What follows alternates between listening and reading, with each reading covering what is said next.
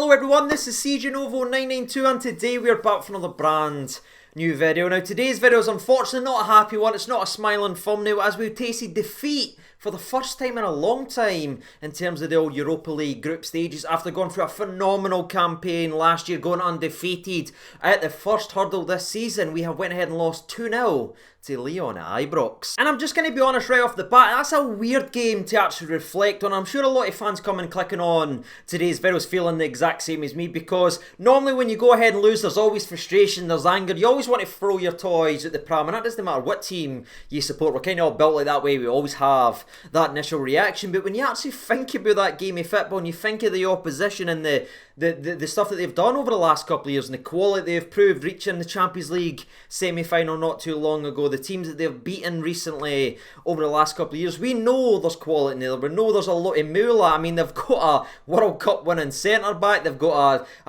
three players or something like that that's won the Champions League in that back line. We know their quality, right? And it was always going to be a tough game and a tough ask, but still, ladies and gentlemen, boys and girls, I think back to that game and I look at it and I just think we played too much yet with that handbrake on. Now, I'm not taking anything away from the first goal, which was a bona fide scream dream, right? You're going to have that. It seems to be happening every single time we play a top side on a Thursday night, ladies and gentlemen. They normally pick one out. It's either breadbasket, postage stamp, or this one, just a curling dream that goes beyond Alan McGregor, who stood genuinely no chance. But you look at the rest of the game, and hopefully you're going to watch today's video and go through the roller coaster and really break this game down, because when you just do that, I think it gives you an interesting outlook on what we just witnessed over that 94 minutes versus Lyon. And I do think sometimes that perspective is needed. So coming in to this game versus Lyon, we had only lost 3 of our last 26 European matches at Ibrox. That is a fantastic run and a fantastic outlook. Now we've reached 27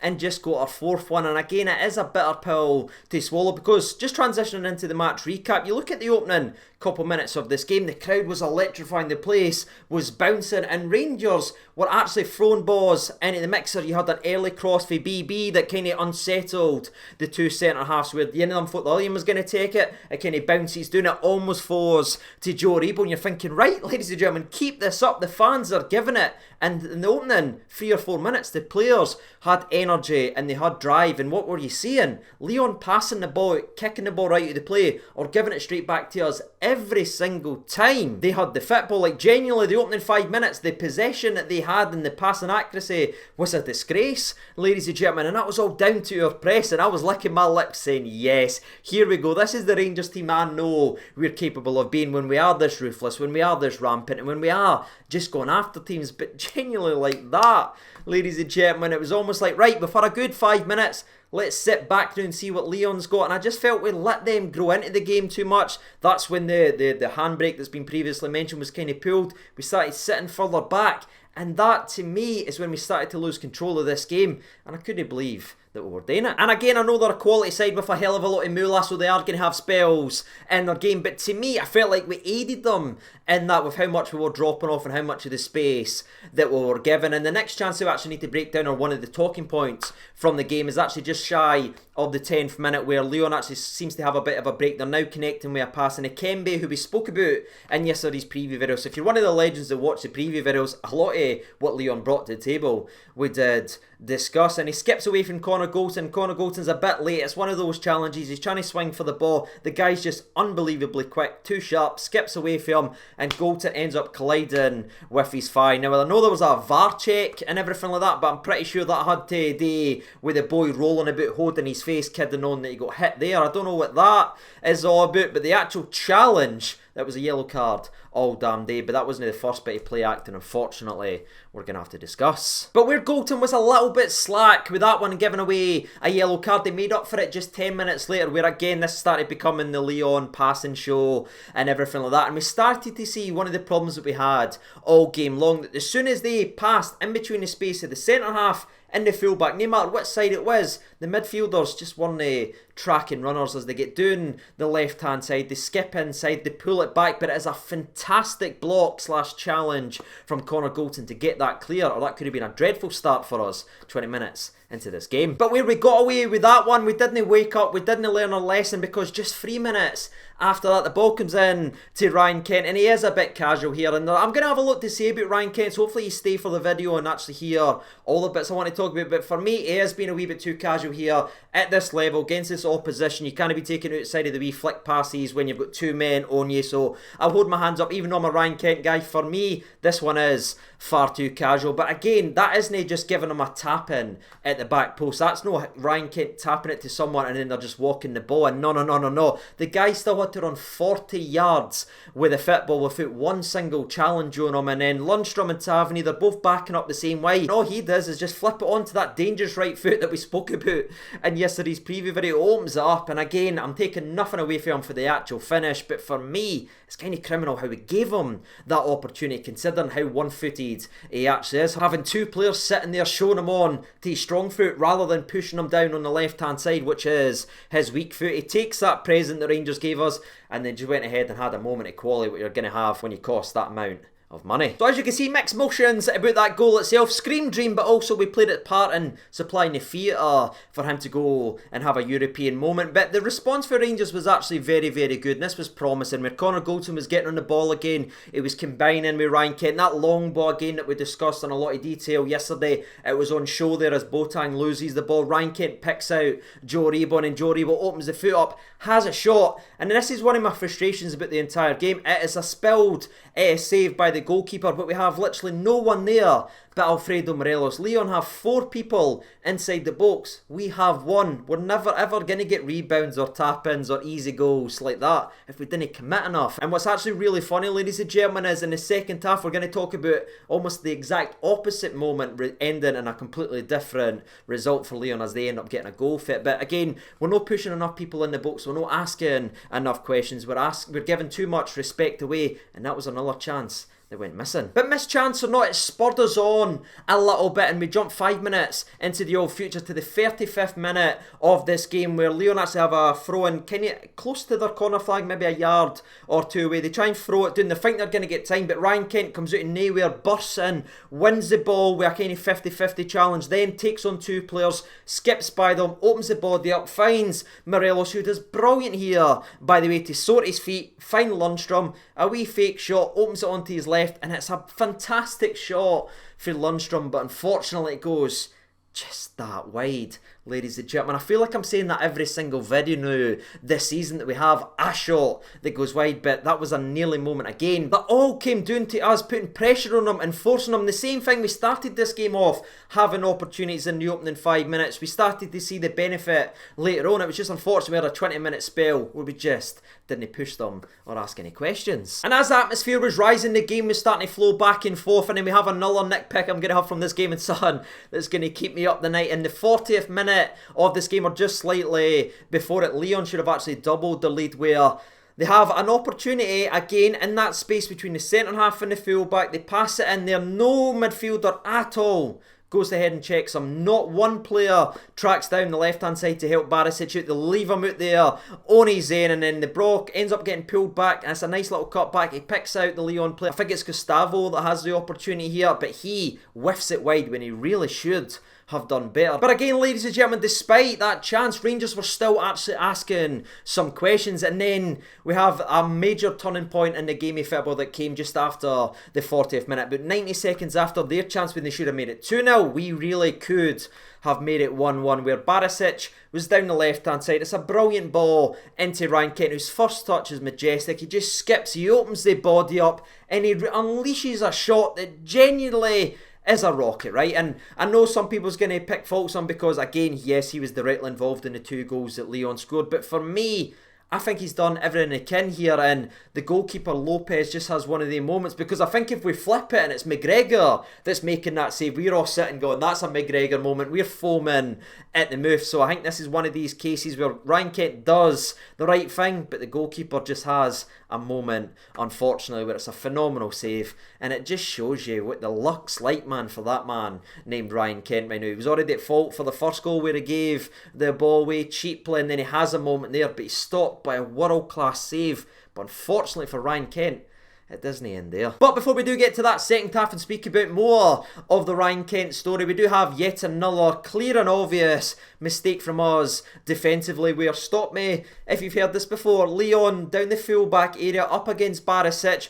Now, Stephen Davis is actually pointing at Barisic, right? He's coming from behind, so Barisic is here facing the attacker for Lyon. Davis is screaming for Barisic to track the runner from behind, but Barisic has the man in front. That should have been Davis's man to track, and I love my boy Stephen Davis, but he absolutely whiffs this one. The guy makes a simple pass, 30-yard space again to cross it in, but thankfully Connor Goldson's there again with a vital interception or slash clearance or block, whatever kind of term you want to use, to make sure we go in at half-time only 1-0 down. But before we go into detail about the second goal, again, you talk about the Ryan Kent story. Here's another chapter in his game and so far his season, because he actually runs. What does he sprint? 25 yards back. He puts on a fantastic tackle at the edge. He then tries to swivel round to pass it back to the goalkeeper, I think, but it's then an equally fantastic challenge for the Lyon player. He ends up getting wiped out, and then from Lyon, it's a beautiful ball in behind. Now, to be fair, if you look at it on paper, this is yet another deflected goal. In fact, it's deflected 3 times in total that Rangers have conceded this season, but where I think Stephen Davis was unlucky versus Real Madrid, because it's his slide challenge, it hits off his head, that allows the Real Madrid player to score, where in the Dundee United game where it's kind of Tavernier's block that kind of curls perfectly into the path of the Dundee United player to score. This one, for me, you can't really just say, oh, that's just bad luck, because sometimes in football you make your own luck, and there is a massive difference, because we talked about a chance earlier on in the video where Joe Rebo forced the goalkeeper into making a save that bounced inside the 6-yard line, but we only had one player in there, so it was effortlessly cleared by the defence. Well, after a fantastic save by Alan McGregor, the ball bounces not once but twice, and every single time it drops to a Lyon player, because they've got 4 people inside the box versus our 4 defenders, and eventually bounces off Connor Golden and hits off Tav and goes in. Yes, that's stinking, it's unlucky, but again, they make their own luck because they've committed people forward and they're gambling. So I just think it's one of these situations, and that's how I look at it. Again, feel free to disagree and shout me, say, no, it was the luckiest goal of all time. I can see why you're saying that, but to me,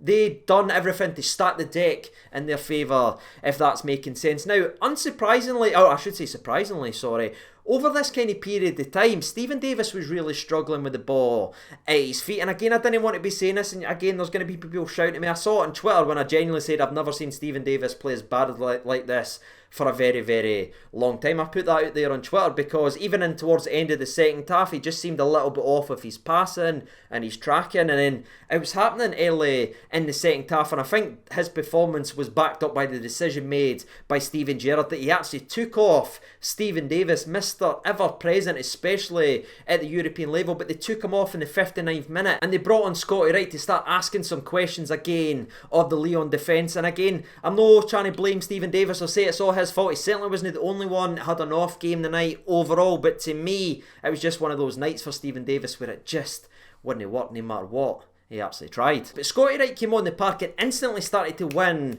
some free kicks, which leads us directly to the 63rd minute where Tavernier has an opportunity, kind of wide left. It's not like a fantastic place for a free kick, but he tries it and ends up clipping the bar or the outside of the post, I should say. And aye, the luck, ladies and gentlemen, just wasn't with him there. It was a fantastic free kick to catch out Lopez, but again, it hits the post and goes out. But the concluding chapter in the Ryan Kent story from this game ended just a minute or two after that post shot from Tavernier as he tries to make a sprint in behind, and instantly he's pulling up looking. Now, I don't think it's necessarily a pulled hamstring yet, but we know, we've spoken about it in great detail this season on the channel, he does have a hamstring problem. He's been playing through it, he's been battling through it, and it looks like he's kind of done something in that game, and he walks off the park, and you know, the kind of run that he's had in that game, right, where he tries to be a wee bit too casual, tries to be too clever, gets caught, then he has a good shot that's unbelievably saved, and then he tries to do his best, he comes back, puts in a challenge, but even that goes wrong after making a fantastic challenge. It's just one of the things that when it isn't gone for you, it isn't gone for you. And it reminds me very much of, remember Kamara when he went on that run after Hearts a couple of seasons ago when he gifted that goal away, and then he started to make mistake after mistake on that 4 or 5 game spell where just nothing worked. It's very reminiscent of that for Ryan Kent. No matter what he tries to do, the laddie, there's no much coming off. But I feel free to shout me in the comment section below, call me a fanboy, this and that. I'm just telling you how I've seen the game. I've supported Rangers for many years, ladies and gentlemen. The grey hairs, I've seen this type of pattern happen from very talented players when they just can't do the right thing without doing the wrong thing. They just can't set it right, and Ryan Kent looks like he's gone through one of those times. But after he came off the park, Kemar Roofe came on, and I was surprised, by the way, that he didn't start the game, because to me, he's our most clinical finisher, and you always want to start the game, especially the way he's been playing recently for Rangers. But he came on, but he never really had an opportunity to goal. He tried to whip the ball in a couple of times, but at this point, Lyon had really started to sit back. They had made a couple of changes. They weren't so adventurous going forward. They'd started to see the game out. They scored the second goal. They had done their job, and that's when, unfortunately, the play acting really started to kick into gear. And honestly, is it Denaire, the centre-back for Lyon? I'm sorry if I'm mispronouncing that, but honestly, what he done in this game is one of the worst things I've seen in a very long time. And this isn't me being sour grapes. I'll give a lot of credit to Lyon. They're a fantastic team, blah, blah, blah, blah, blah, blah, blah, blah, blah. But this right here is stinking, man. Scott Wright does brilliant to win a corner kick off him. He knocks it off him. It's gone out. So what does Denaire do? He kind of just flops with no contact at all. But somehow, some way, the linesman looks at a player that falls to the ground with no contact and jumping down like that, like he wants to try and extinguish his nipples that is on fire. He just flops like that, and the linesman's sitting going like that, throwing his flag about like he's trying to spell his name in a sparkler. I couldn't believe the dive, and I couldn't believe that the linesman bought it. But it wasn't the only dive that the linesman and the referee bought for the rest of the game. Now, skipping a wee bit ahead, we did have one other opportunity in the game where the ball gets whipped in brilliantly from Barisic. It falls to Joe Rebo at the edge of the box. He's got a bit of space. You didn't get much space in Europe against the likes of Lyon, so you've got to take it. But Aribo takes one touch. He tries to take 2 touches. He tried to take 3 touches, and his third touch is a foul. And what was a drop ball at the edge of the box with a chance at a shot at goal turns into a foul to Lyon and a booking for Joe Rebo, which kind of sums it up in my opinion. Too many touches, not enough shots. And the last chance of the game came from Sakala, where he actually showed something, and that's what we need to see Mary, because it's getting a wee bit of time now. You know what I mean? I love his interviews more than everybody, but I need to see it on the park again. I know he's not getting many minutes, but at least he turned this one after a couple of very poor touches, giving the ball away. It clicks for him late in the game where he skips by 1, he skips by 2, goes down the byline, and he's got his head up and he's waiting for someone to make a run or go into the centre of the box. But we do have 3 players inside the box, and every single one of them makes the same run. They all go to the back post. They all go behind the Lyon defenders, and Sakala's ball that does get drilled into the middle where you are kind of want to put that ball has no Rangers player anywhere near it. But aye, that's me all done and dusty, ladies and gentlemen. That's how I saw the game. What about you? Let me know down there in the old comment section below. How did you see that 2-0 loss to Lyon on opening day of the Europa League? But aye, as it is tonight, I'm out of here, ladies and gentlemen. I'll give you the night off. And if you are watching post midnight, by the way, shout out to you guys, but get to bed for work or school or anything like that in the morning. But until next time, take care of yourselves. This has been a very sleepy Rocky Boy Johnson, because it is very late. I've been CJ over 92. Take care of yourselves. All the best, and bye-bye.